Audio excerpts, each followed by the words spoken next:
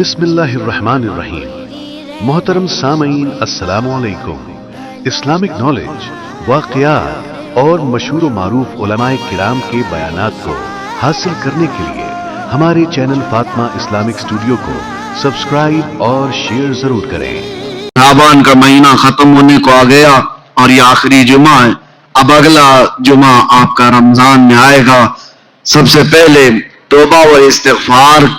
آج یہ جمعہ حضور پاک صلی اللہ علیہ وسلم کی سنت تھی، حضور کی یہ سنت تھی کہ شعبان کے آخری جمعہ میں حضور سارے مومنین سے یہ خطاب کرتے، یوں کہتے کہ ان قریب تم پر ایک ایسا مہینہ آنے والا ہے جس کا پہلا حصہ رحمت کا، دوسرا حصہ مغفرت کا، آخری حصہ جہنم سے آزادی کا۔ حضور رمضان کے متعلق اس جمعہ میں بیان فرماتے، اور اس لیے میں آپ کو اس سنت پر عمل کرتے ہوئے عرض کرتا ہوں، اس عظیم مہمان کے آنے سے پہلے اپنے گھر بار کو صحیح کر لو، تیاریاں ایسی کرو جیسے کسی مہمان کا استقبال ہو۔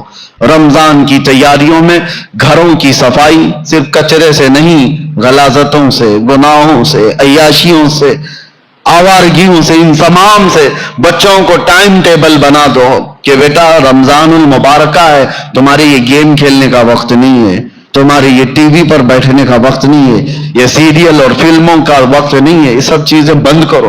بچوں سے کہو کہ اللہ کا مہینہ آ رہا ہے، اس لیے کہ میرے آقا نے فرمایا قیامت کے دن جس کے خلاف رمضان کھڑا ہو گیا اسے جہنم میں جانے سے کوئی بچا نہیں سکے گا۔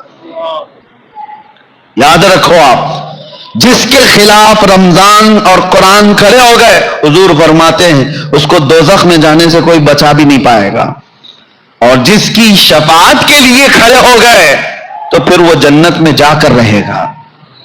جس کی حمایت میں یہ دونوں کھڑے ہو گئے، قرآن اور رمضان، اسی لیے قرآن اور رمضان۔ رمضان کیسے خلاف کھڑا ہوگا؟ اللہ کی بارگاہ میں مقدمہ کرے گا کہ مولا میں اس کے گھر گیا تھا، اس نے میری بڑی بے حرمتی کی ہے، میں اس کے گھر گیا تھا تیرا مہمان بن کر، اس نے میری بہت توہین کی ہے۔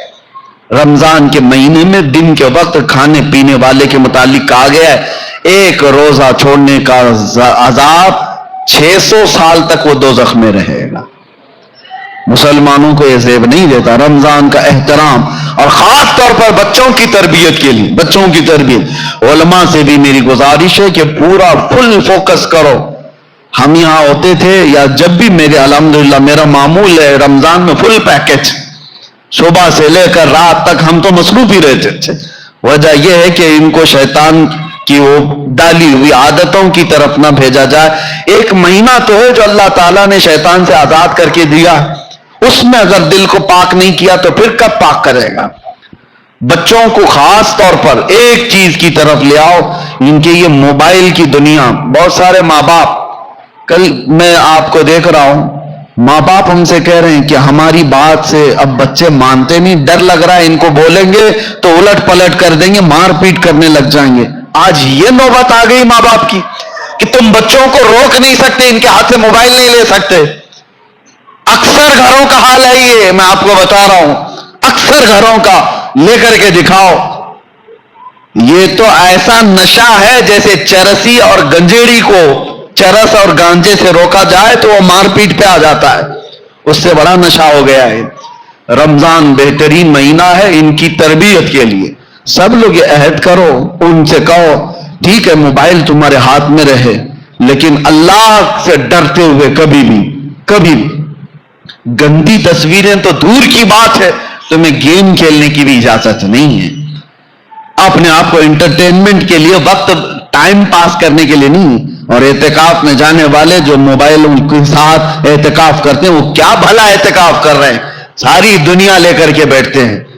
اللہ تبارک و تعالیٰ ان فواحشات سے ہماری حفاظت فرمائے۔ آپ سب رمضان کی تیاریوں میں اپنے بچوں کی تربیت پر خاص توجہ دیں۔